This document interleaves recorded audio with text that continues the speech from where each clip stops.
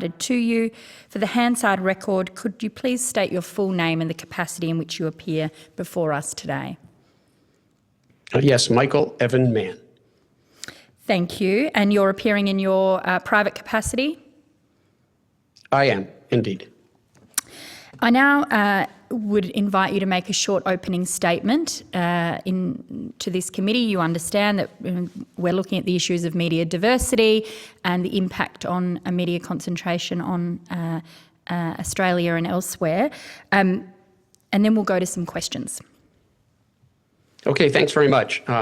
During the tea break, I had decaffeinated tea since it is fairly late here on the east coast of the U.S. Senators,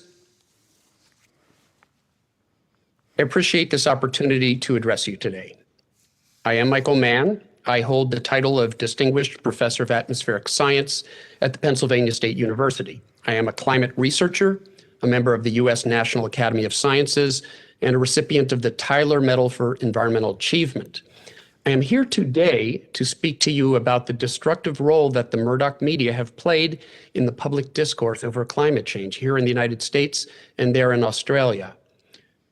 I speak from personal experience. Back in 1998, I published the now iconic hockey stick curve, demonstrating the dramatic nature of human-caused planetary warming. This powerful graph constituted a threat to fossil fuel interests, and in the ensuing 2 decades, both it and I have been subject to attacks by industry-funded groups and right-wing media outlets doing the bidding of the fossil fuel industry.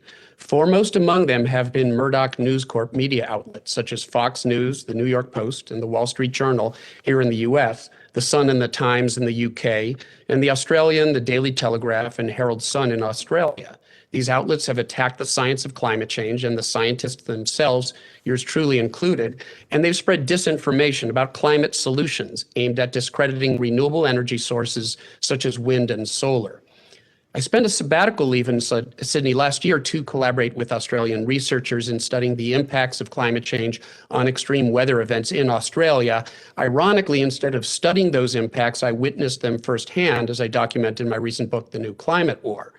During my time down under, I grew fond of Australia and its people, and it was heartbreaking to watch the Black Summer play out in real time. The scenes of destruction and devastation are forever singed in my memory. They were the stark reification of the model predictions I've long studied.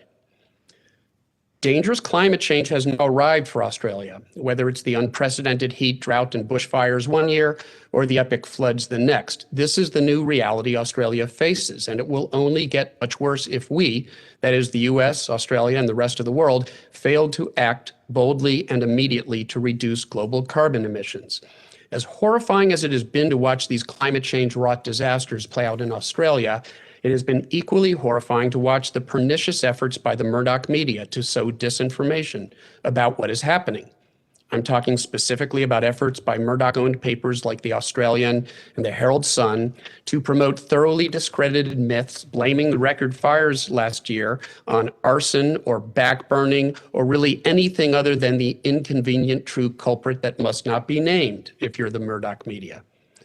The much publicized Garneau report predicted back in 2007 that climate change fueled heat and drought would by 2020 be apparent in the form of unprecedented bushfires. We have reaped what we have sown, and the Murdoch press is substantially to blame for serving as a megaphone of climate disinformation that has provided fodder for inactivist politicians like former US President Donald Trump and the current Australian Prime Minister. The misinformation spewed by the Murdoch media during last year's bushfires was in fact so egregious that Rupert Murdoch's own son, James, publicly denounced News Corp for the disinformation it was spreading. The Murdoch media have spent decades poisoning both our political and literal atmosphere, and in so doing, they have done a grave disservice to my friends down under, the good people of Australia. Their destructive reign must come to an end. There in Australia, here in the US, and elsewhere. It is my great hope that these proceedings might constitute the beginning of that process. Thank you. Thank you, Mr. Mann. Just checking, so you were here over the summer bushfires last year, and obviously 2019, 2020 summer. That's right, yeah. And I'm interested, you've said that over your time as a climate scientist that you have been subjected yourself to attacks from the Murdoch press. And the interesting phrase that you've just given us before was that the Murdoch press seem intent on attacking science and the scientists themselves. That's right. Could you give us a little bit of an insight into what that looks like? Yeah. I think to help us understand just the extent, the disinformation, the undermining of science, I'd like to understand it from your perspective, from your experience, what that has looked like.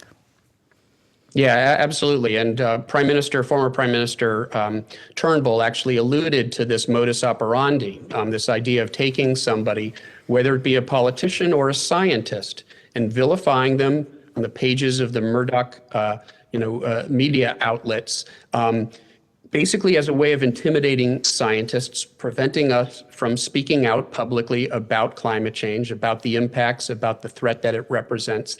It's a form of intimidation intended to serve as notice for other scientists. If you speak out about climate change, if you publish an iconic graph, as we did, the hockey stick graph back in the late 1990s, and it leads you to speak out about the profound implications of the science when it comes to public policy, the need to do something about climate change, we're going to come after you. We're going to make an example of you for other would-be science communicators. And it's very similar to the tactic that, again, former Prime Minister Turnbull described in how they intimidate politicians in Australia. They've done the same thing with scientists for decades now. And is this putting an alternative view on your facts that you're representing as a scientist? Is it going to your personal character? And are they attacking the science per se, or are they attacking that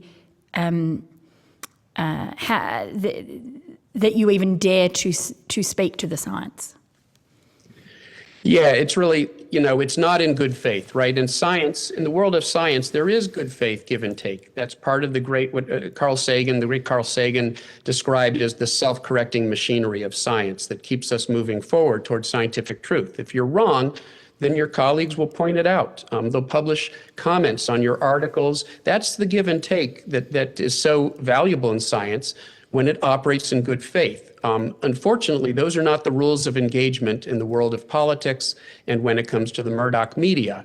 They're not interested in having a real debate about the science because they're not going to win that debate. There's overwhelming scientific consensus, whether you talk to the Australian Academy of Science, the US National Academy of Sciences, of which I'm a member, all the major academies around the world.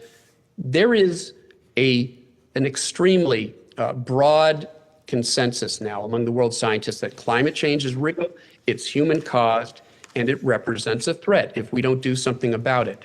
Those are inconvenient facts, and they are the facts. And the Murdoch media has shown no interest in engaging on the facts. Look, there's a worthy debate to be had about policy. How do we deal with this threat?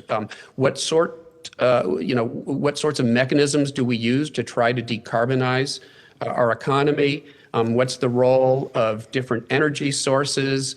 There is a worthy debate to be had about that stuff, but that doesn't seem to be the debate that the Murdoch press, the Murdoch media is interested in having. Instead, as you allude to, since they can't win their case on the facts, they attempt to undermine the character of the scientist. They challenge your integrity. They engage in smear campaigns, and I've been at the center of Murdoch spread smear campaigns now for literally more than 2 decades that are aimed simply at discrediting me as an individual in an effort to discredit my science and my message. Does it shock you that here in Australia it's represented in our media as if climate science is not settled? It is, and of course, there are some great media outlets. When I was there, I really enjoyed, my opportunity to engage with a broad array of media outlets in Australia. None of them were Murdoch media outlets, but The Guardian, as former Prime Minister Turnbull mentioned, The Guardian has really done an excellent job in its coverage of climate change, the science, the impacts, the policy dimensions of the problem. The Sydney Morning Herald. There are a lot of great media outlets. ABC has done a number of different major programs about climate science, about the bushfires and the role of climate change, over the last year. And so there are these healthy media outlets in Australia that are trying to do the job of informing the discourse. But the Australian media is so overpowered right now by the influence of Murdoch's media empire. Controls, the airwaves other than ABC News. You've got Foxtel, then you've got the Murdoch Press, Murdoch news outlets. They have a powerful megaphone in the United States in the form of Fox News and the Wall Street Journal and the New York Post, but they have an even greater stranglehold here in Australia. And it is problematic because it does end up framing the science as contested when in fact the basic science is not contested. Climate change is real, it's a problem. We would not have seen the disastrous black summer of last year, the bushfires that spread out across the continent, if it were not for the aggravating impacts of climate change. I actually asked the head of News Corp here in Australia in this committee when they appeared about the summer's bushfires and the media companies' portrayal of the reasons and the impacts of climate change. When I asked whether they had been, whether climate change was a contributor to the summer's bushfires, Michael Miller pointed me to opinion pieces that their newspaper had written, suggesting that yes, climate change, is part of it. Yet in the news articles, as you point out, arson and other backburning were cited as the cause. Is it good enough that the Murdoch press can print a few opinion pieces about climate change and climate science and then claim that that means the rest of their reporting is fair and balanced? Yeah, and it's worth pointing out that even in those columns, Andrew Bolt's column, that he did have a column that addressed that climate change was at least a factor. It was nice to see him concede that, but then dismissed it as, and it's almost incomprehensible. And I wish I had the headline in front of me, but it was something to the effect that, but they're good for us. And this is sort of the next stage in what I call the climate wars, as the science becomes indisputable, as people can see, they can witness with their own two eyes the impacts of climate change, and it's no longer credible to deny that climate change is here and it's having a role. Instead, we see these new tactics that are still aimed at keeping us, the bottom line, addicted to fossil fuels. And whether it's because we deny that climate change is real, or we buy into their framing that it's actually not bad for us, and that the solution that has been proposed, renewable energy, will somehow it somehow isn't viable or is problematic. And so what we see now is the emergence of these new tactics, what I call the new climate war. Deflection, their effort, for example, to deflect attention from the need for policies like the emissions trading scheme that was implemented under the Gillard administration, and then, of course, was eliminated by Tony Abbott. These, one of the tactics that they've been using now is to actually convince us that we don't need those policies, that the solution is individual action, and they use that to focus attention, for example, on the mayor of Sydney, her office and their travel history. Clover Moore, they went after her in an effort to somehow present her as a glutton, as somebody with a large carbon footprint. As you all know, it actually was based on doctored documents that weren't even real, that smeared her. And it was an effort to try to make it about individuals. And by the way, these people who are telling you we need climate-friendly policies, look at their own profligate behavior. They don't put their money where their mouth is. It's an effort to deflect attention away from the needed solutions, an effort to discredit key messengers in the climate space. And so these are all the tactics that they're using. Even when they concede the science, they're doing so in a way that still challenges the notion that we have a problem and that we need to decarbonize our economy. Mm. You talked about the tactics of deflection, division, division, kind of doomsday, coverage and politics. Could you expand on that? How, as a scientist, do you combat this suggestion that it's all something else? Well, of course, as scientists, we like to think that facts will prevail, facts will win the day. If we just present facts in a neutral environment, policymakers will take them to heart and will enact policies that do the will of the people and the bidding of the people. Of course, that's a fantasy world that doesn't actually exist. In the real world, as we've seen in Australia, the Murdoch media empire and fossil fuel interests have a stranglehold on the media framing of the issue and on our politics, on the politics here in Australia. They almost single-handedly defeated the emissions trading scheme.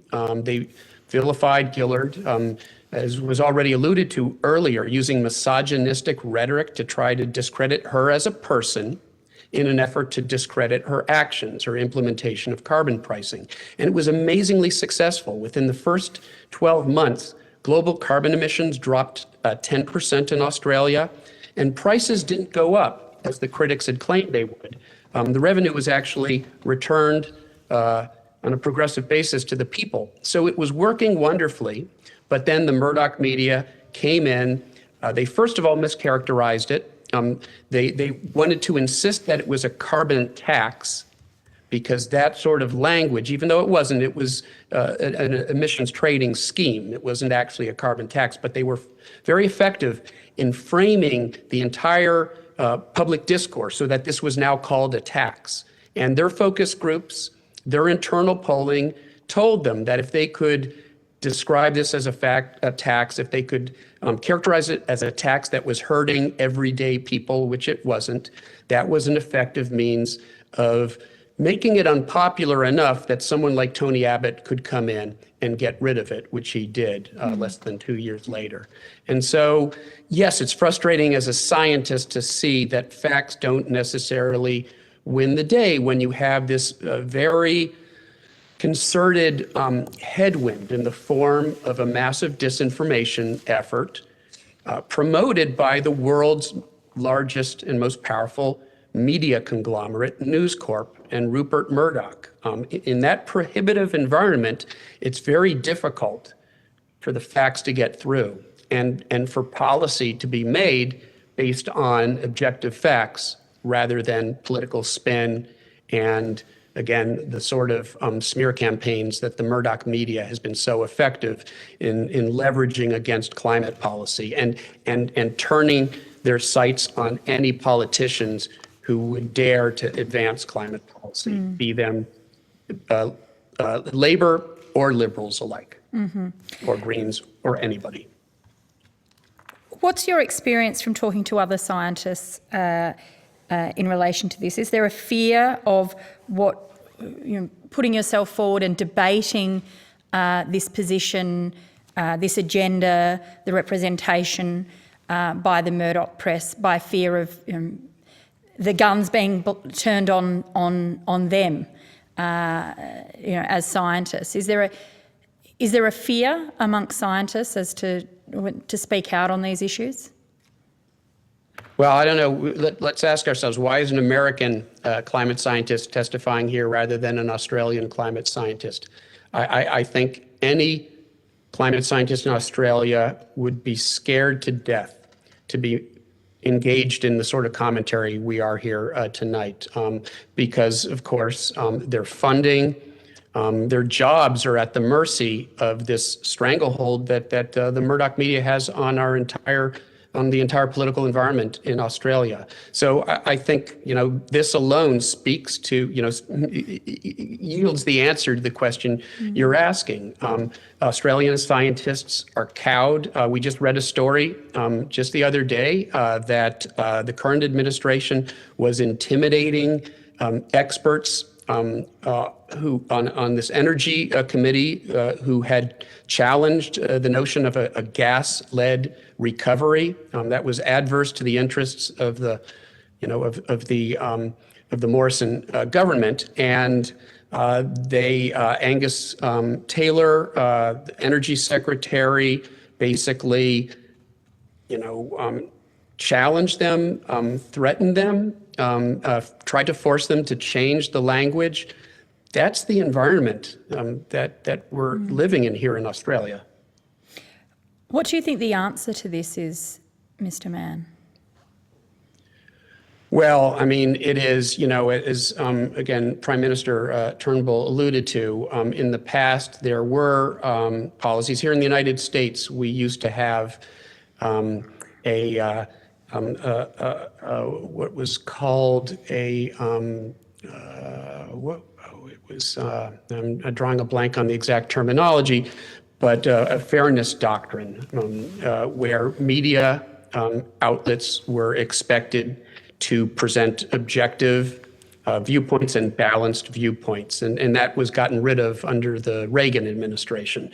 Australia similarly has seen an erosion of policies that are aimed at creating a fair, objective, and neutral media environment. And so I think there needs, I'm not an expert on Australian policy, but I think it's pretty clear that News Corp has been allowed to run amok and has been allowed to throw their immense power and weight and wealth around in a way that has chilled not just the discourse, the public discourse on climate, but on everything that matters to Australian citizens. I think it's pretty clear that sort of media environment does not favor good public policy.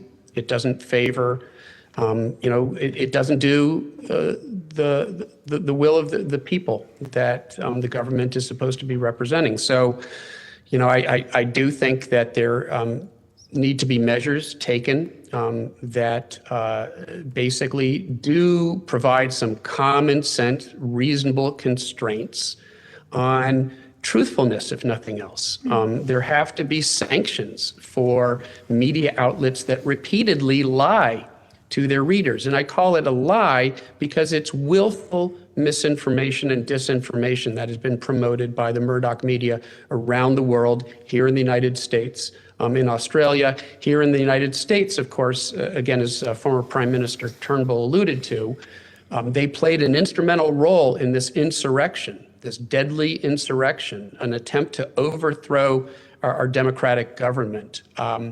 The fact that the Murdoch media played a willful role in that should chill every person to their bones. Clearly, they need to be reined in Australia, in the United States, and around the world. Thank you, Mr. Mann. Senator Carr. Yes, well, Professor Mann, I'm wondering if we could follow through on that. You say measures need to be taken, talk about sanctions for willful lies. I'm just wondering, how do you see that operating?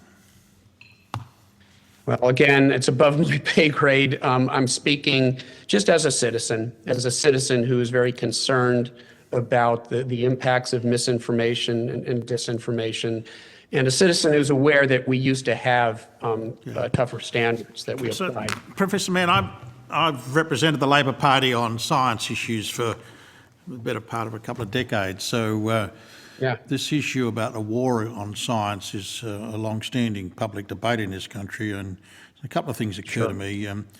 What role and what responsibilities does the scientific community have for dealing with the alternative view in terms of taking a political response to what is a political campaign? And secondly, do you think in terms of the public response on the public policy issues, why is it, do you think, this country's different, say, for instance, from what's happening in Europe or even for the United States or North America and Canada? Oh, I suppose that the difference really is just a quantitative difference, that the Murdoch media does seem to have an even greater stranglehold on the media environment in Australia, based on my experiences there, based on what I've witnessed, than it has in the United States. And it does have great influence in the United States and in the UK and in other countries. But it's almost unique. Australia is almost unique in my experience in terms of the influence that the Murdoch media has over the entire public discourse of the country. And it seems to me that they do get away with violating basic codes of journalism, right? Some of the most fundamental principles when you talk to experts in the journalism field, academics who study sort of the history of journalism will tell you that accuracy above all else and balance are essential principles in the objective media.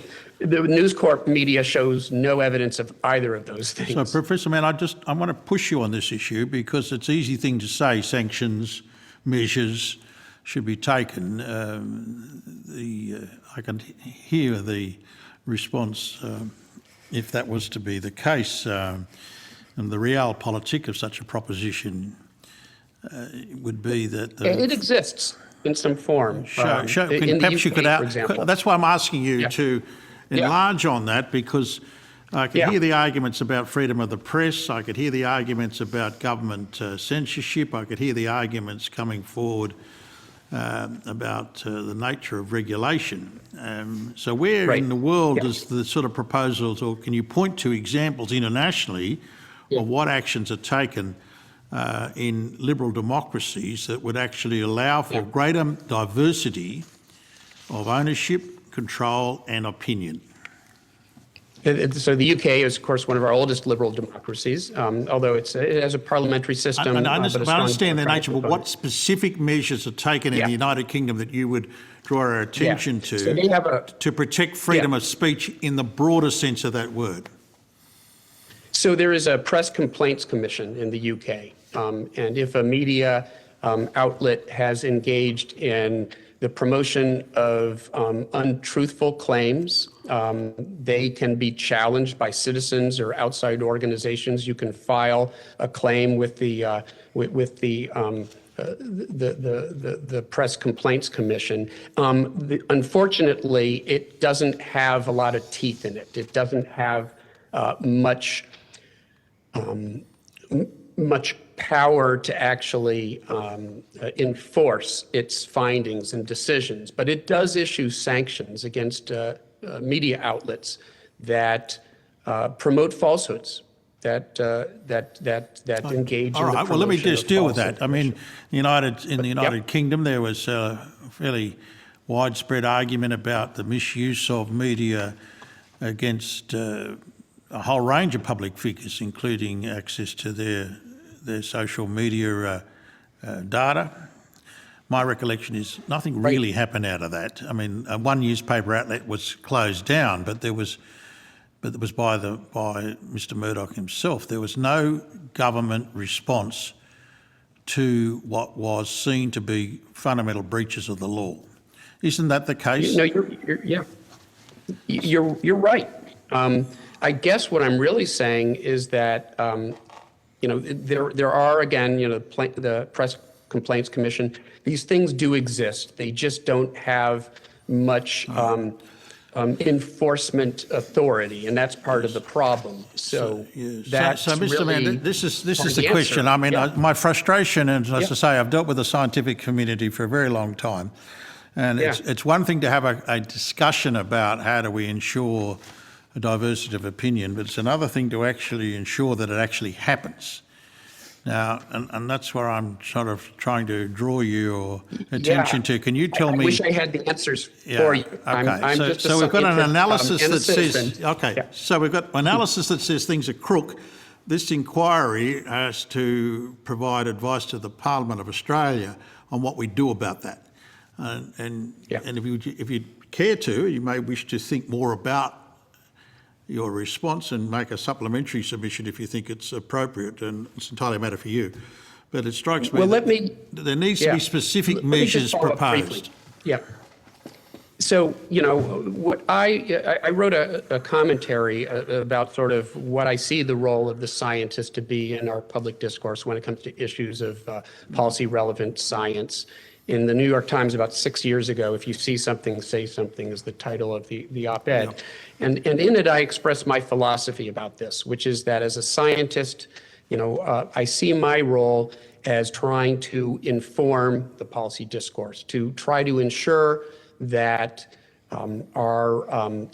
the policy debate over issues like climate change is informed by an objective and an authoritative assessment of the science and the risks. And I leave it to the politicians to figure out how to actually implement the policies that deal with these problems. As long as it is premised on an acceptance of the facts, then the political process is supposed to do what you're describing, supposed to figure out how we can serve the will of the people. The problem here, of course, with climate change and the Murdoch media is they have worked extremely hard to actually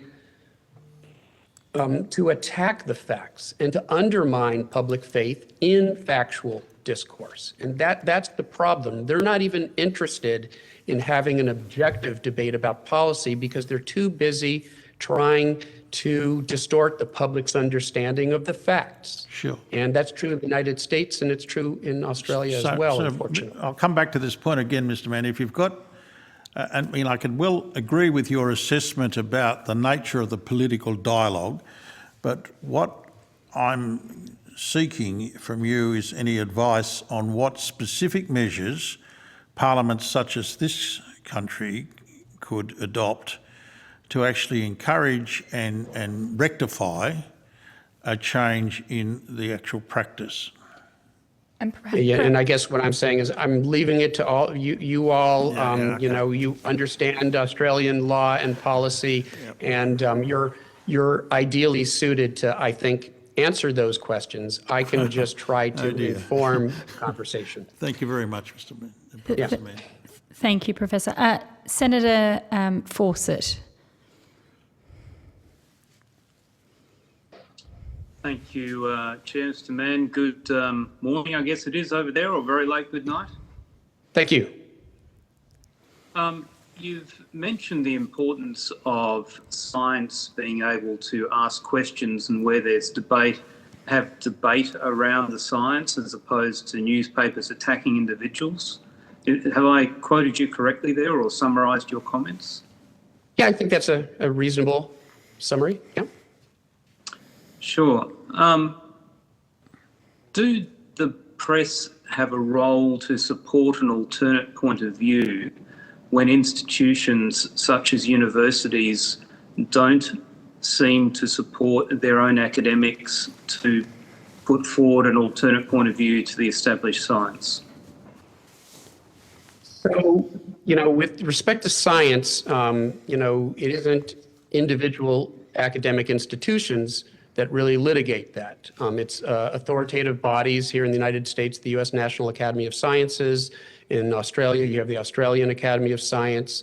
the Royal Society in the UK. These bodies exist so that there is a formal way of sort of litigating our understanding of issues, of policy relevant scientific issues like climate change.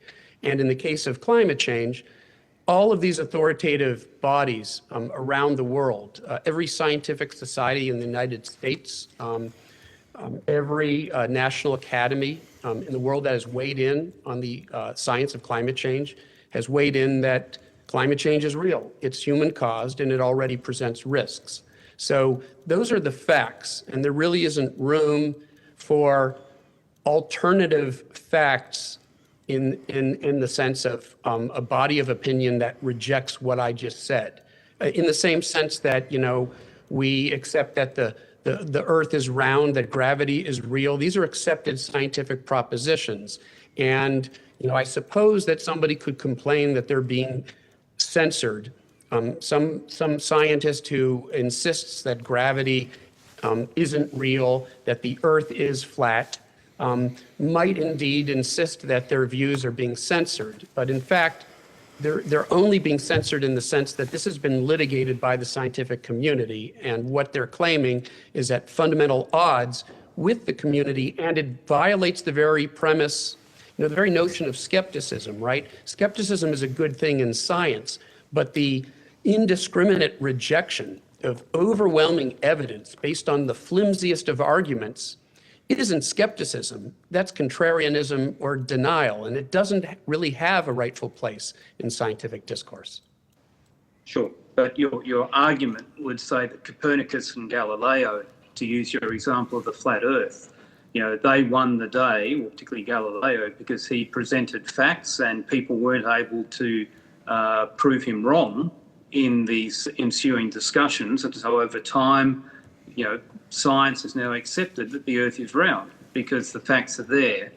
Whereas if they had shut him down without looking to actually explore the facts, then perhaps that change in scientific view wouldn't have happened.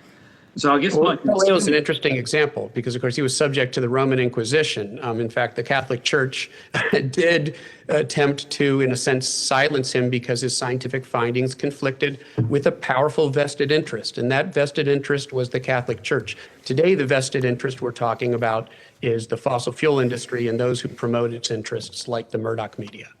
Sure. But you're probably aware here in Australia, we have examples of academics, well-credentialed academics who've worked in the scientific field, and I'm referring here to Professor Ridd, formerly of the James Cook University, and whether or not you agree with his position, what you've put forward, which I think all scientists would agree with, is that if somebody has a concern or a set of facts that they wish to publish that challenges the status quo, then surely the answer to that is to engage fact with fact and a balanced, open debate to prove or disprove points of view, as opposed to, in James Cook University's case, using a code of conduct to silence him. And so there's been one court case in his favour, one against him, not based on his science, but based on a code of conduct. You might be aware it's now before our High Court, so perhaps we shouldn't discuss it too much more.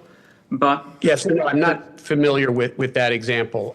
What I would say is that, again, the way science is litigated is through the peer-reviewed literature, is through assessments by authoritative bodies like the Australian Academy of Science or the National Academy of Sciences here in the United States. So that's how science is rightfully litigated. And if you have credible arguments to make, you'll be able to publish them in the peer-reviewed literature. That's the way the scientific process works. If you can publish your findings in the literature and they are not contested, then ultimately they become part of the sort of corpus of scientific understanding. And that's how science evolves and advances. Indeed. My question, though, goes back to the media, and that we have a number of media outlets here who will almost exclusively publish the established view among many in the community around climate change. You're criticising News Corp because they support, and you contest in many cases, it's unqualified or unsubstantiated fact. but they've also been very supportive of Professor Ridd, and because Some of their noise I support, can't hear. Sorry, there was some noise. Sure. I guess I'm coming to the fact that does the media have a view to support, or does the media have a role to support scientists who are seeking to get their facts debated as opposed to being shut down by internal processes within a university? And I can't speak to the specific case that you're talking about with James Cook University. What I can tell you is that, what the media should report, of course, what an objective media outlet should report is the mainstream scientific understanding on climate change. If a media outlet is claiming that climate change isn't real or isn't a problem or had no role in, for example, the disastrous bushfires of the Black Summer, if a media outlet is making those claims, they are making claims that it's not just about one study or two studies. It's about the consensus of the world's scientists. It's about the consensus of authoritative scientific bodies. And so if you continue to publish articles that the Earth is flat and gravity doesn't exist, then you are doing a disservice to your readership. And I think if there is a motive in doing that, if you're doing so to advance a political agenda, then I think it is appropriate for this body to think about rules that do require objectivity, that do provide sanctions for media outlets that knowingly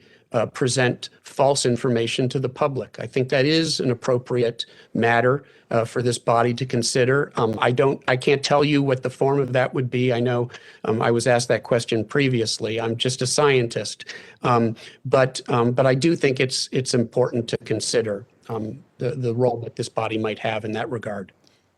Okay, no further questions. Thanks, Chair. Thank you, Senator Fawcett. Senator Rennick, are you on the line?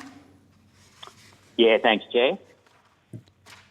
Can you hear me? Yes, we can. I can. Professor Senator Rennick is over the telephone, so you won't see him, but the floor is yours, Senator Rennick. Okay, thank you. Professor Mann, my question is, you talk about a scientific consensus.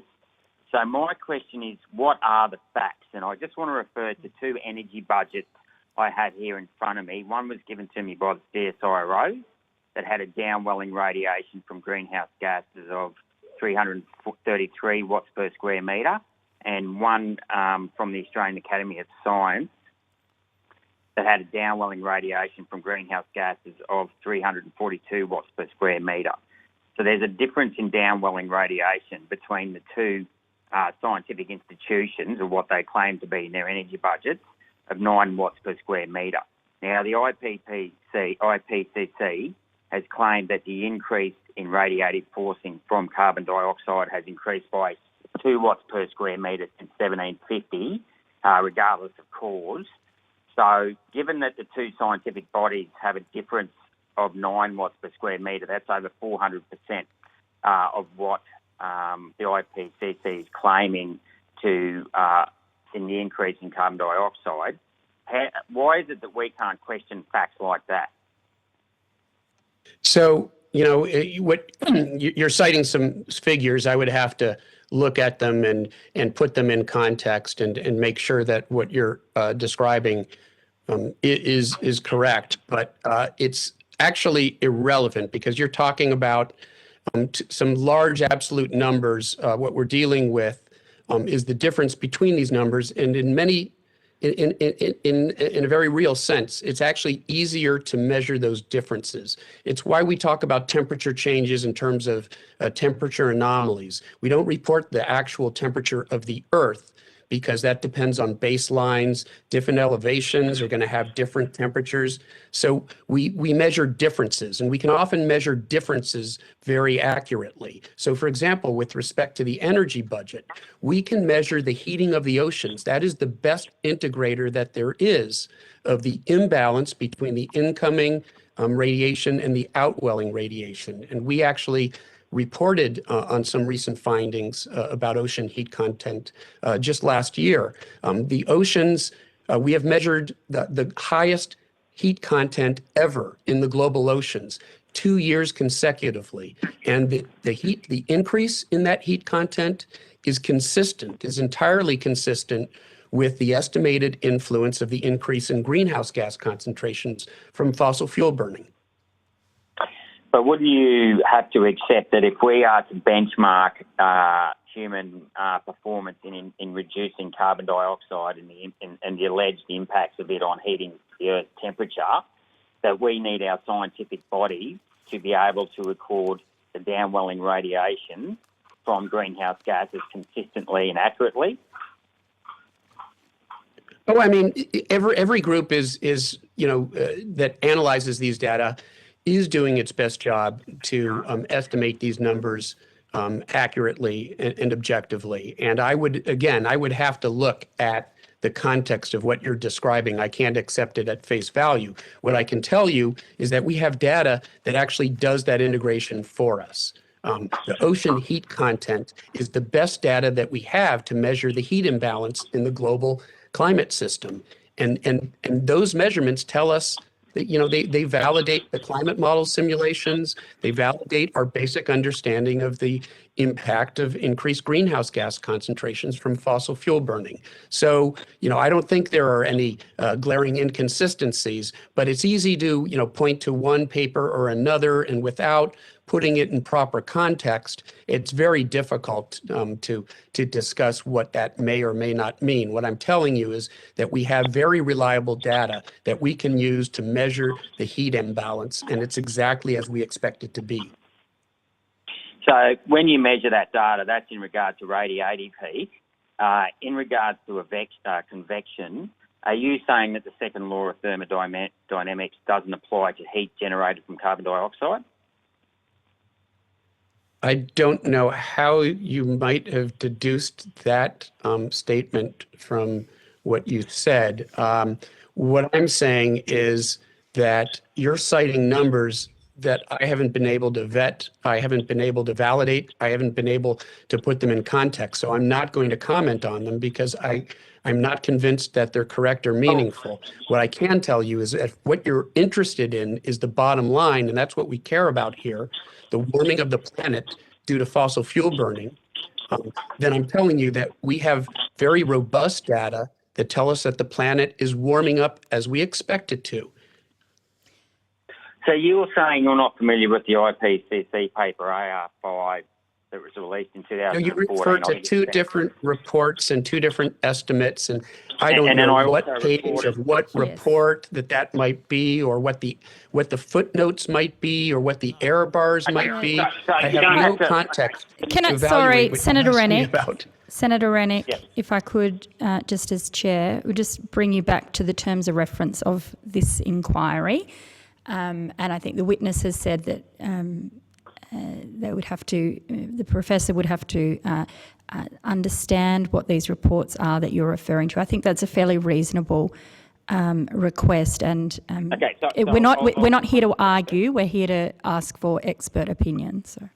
Okay, and I am. So I won't refer to the CSIRO report or the Australian Academy of Science report. Are you saying you're not familiar with the IPCC report that says that the amount of radiative forcing has increased by 2 watts per square metre since 1750? You're not prepared to those numbers? No, I didn't say, and again, I don't have the IPCC report in front of me, so I don't know exactly what number they specify, but what you described, it is consistent with our basic understanding. The increase in CO2 concentrations from fossil fuel burning thus far amounts to a forcing of a little more than 2 watts per meter squared. So that number that you cited does comport with the basic physics of the greenhouse effect. I can't tell you what the exact number is that is reported by the most recent IPCC report and what the error bars or uncertainties are without looking at that page of the report. I wish I had committed the entire several thousand pages of the IPCC reports to memory, but my memory isn't that good, and so I do actually have to look those figures up. Okay. Senator Rennick, we'll need to leave it there. Professor Mann, I'd just like a question on notice, if I could, and that would be, you've referred to the disinformation, the fake news that's promoted by the Murdoch press in relation to climate science and climate action. I'd like perhaps if you could take it on notice, the impact of how that fake news is then promoted and shared on other platforms such as Facebook. We've got Facebook coming up next, and I just wonder. I understand I've read a few articles that you've written and participated in, and one you say it's frustrating to see scientists being blamed. We've been fighting the most well-funded PR campaign in human history.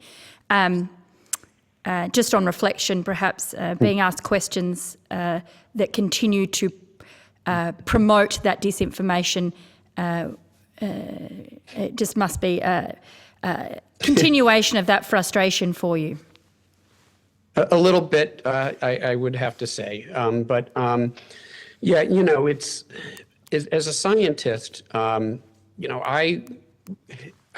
I came into science, into the field of science, because I love solving problems. I love crunching numbers. I would have been perfectly happy to have been left alone in the laboratory doing what I love doing. But when we published the hockey stick curve, and suddenly I was attacked, but there were efforts to discredit me as a person and to vilify me, that sort of pushed me into the public sphere. It wasn't really a voluntary effort on my part. But ultimately, I have come to embrace that opportunity to inform this very important conversation. So it's not what I signed up for. It wasn't what I thought I was doing when I double majored in applied math and physics as an undergraduate. But I can think of I feel privileged to be in a position to influence this conversation and to try to make sure that it is informed by scientific facts. And yeah, I get frustrated when I find myself in a situation where falsehoods are being promoted, and sometimes for an ideological reason, to promote an ideological or political agenda. I won't lie to you, that is frustrating. But all we can do is to continue to push on and to hope that that we do arrive at a point of better faith in our public discourse, where we can honestly debate the policies, because there's an honest debate to be had about policies. But let's not debate the facts as spoken to by the world's scientists. I hope we can find a way to ensure that our political debates about climate policy are informed by objective information. And as a scientist, I continue to work hard to try to make that a reality. Well, thank you very much for your time today, and again, knowing it's very late over there in the US. So thank you very much. Thank you.